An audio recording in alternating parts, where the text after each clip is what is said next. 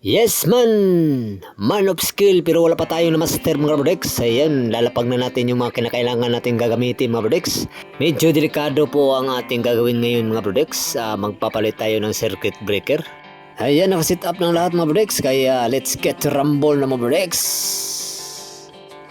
Ayan mga brodex, binuksan na natin yung panel board mga brodex, no?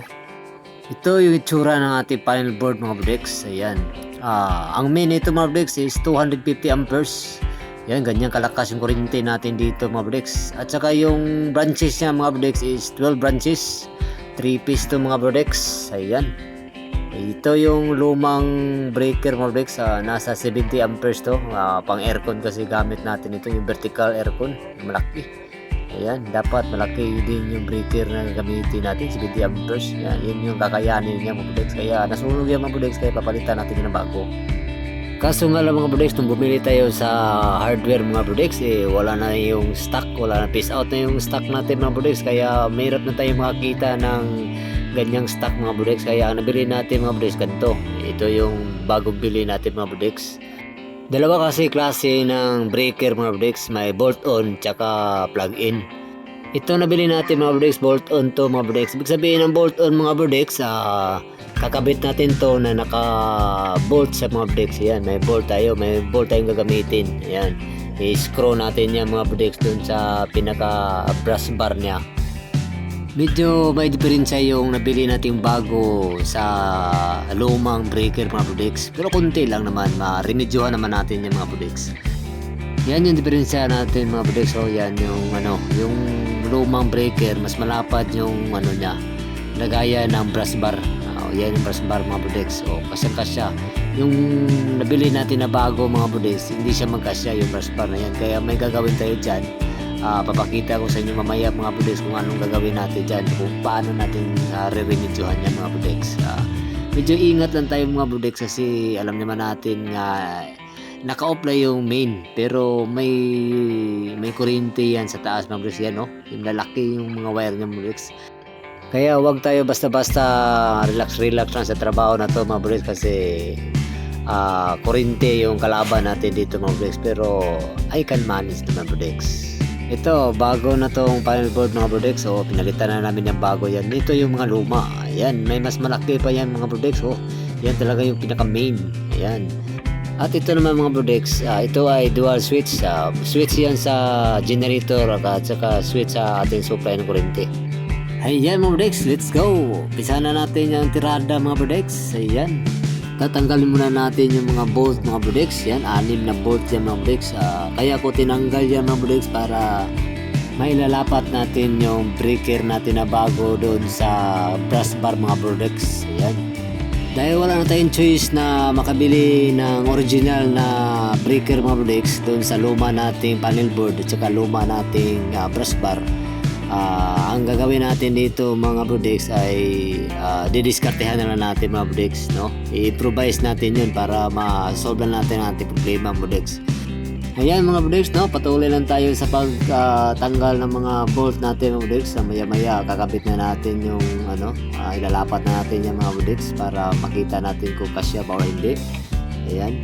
Doble ingat tayo dyan mga brodex, no? Sa ginagawa natin mga brodex kasi alam naman natin na yung main is live yan mga brodex, may kuryente yan brodex.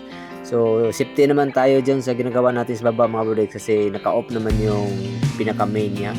Alam naman natin na 250 amperes yan mga brodex. Pag na kuryente tayo dyan, medyo nakakamatay yan mga brodex, grabe.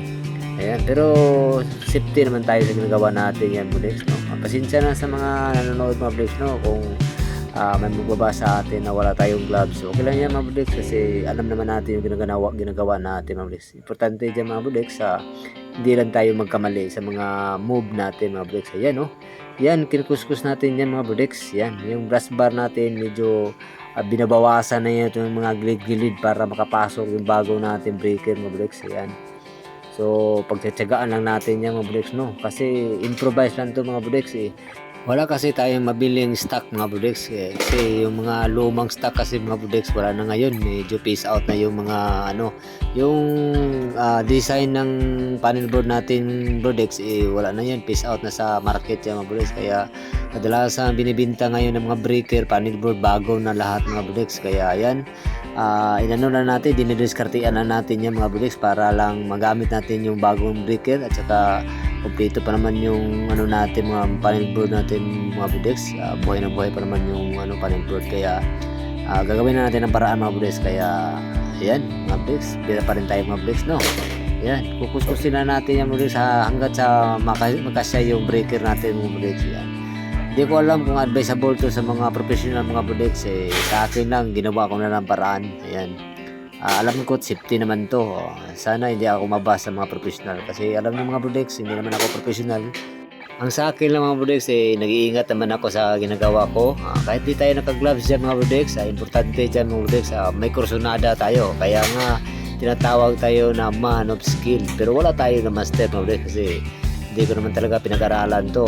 Ano lang to mga Budex, experience lang. Yan, malaki ang nasave sa kumpanya natin mga Budex, kasi alam naman natin pag iba yun ang trabaho nito, medyo malaki rin babayaran nila. Tayo libre lang tayo, kasi arawan lang tayo mga Budex. Kaya kung ano man dapat natin may tulong sa kumpanya natin mga Budex, tulungan natin, share natin yung talent natin mga Budex. Kahit na alam niyo Budex, ako ay isang utility lang mga Budex, no? Hindi ako may maintenance, pero share ko rin yung content talent ni Budex. Yan, sa totoo lang mga Budex, no, ang trabaho ko talaga dito is tagalinis lang ako mga Budex, kasi nga utility nga lang, di ba? Tagalinis lang ako mga Budex, pero hindi nila alam mga Budex na may kunti tayong kalaman. Yan, man of skills tayo, pero wala tayong master mga Budex. Kaya ayan mga Budex, nakita nila na may alam pala tayo. Ayan, tinatry nila at may tiwala naman sila sa atin mga Budex. Kahit anong trabaho, basta kaya mga Budex, share natin yan mga Budex para makasave lang. Yan, ganyan tayo mga Budex. Importante dyan mga Budex yung ginagawa natin. Hindi man perfect magagawa natin mga Budex. Importante dyan, safety tayo. Yan, saka walang disgrasya sa trabaho natin mga Budex. Yan, para sa susunod na trabaho mga Budex, kung may papagawa sila sa atin, siyempre may tiwala sila.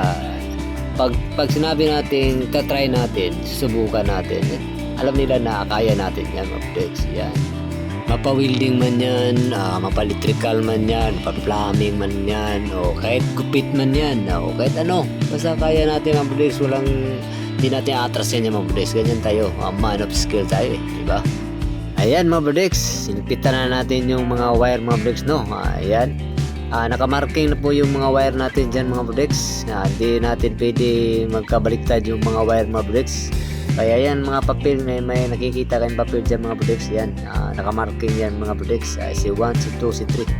Ayan, namarkingan ko na yan mga Budex para hindi ako magkamali sa pagkabit ng ating mga wire dyan sa breaker mga Budex. Ayan, so talagang hinigpitan natin sa pag screw yung mga wire natin yan mga Budex, kasi alam niyo naman na pag medyo maluwag yung yung wire natin mga Budex, pagkabit may mangyayaring spark dyan mga Budex. Kaya kailangan natin higpitan yan mga Budex, kasi pag hindi natin yan higpitan may spark, yan yung dahilan kung bakit masusunog yung mga wire natin mga Budex.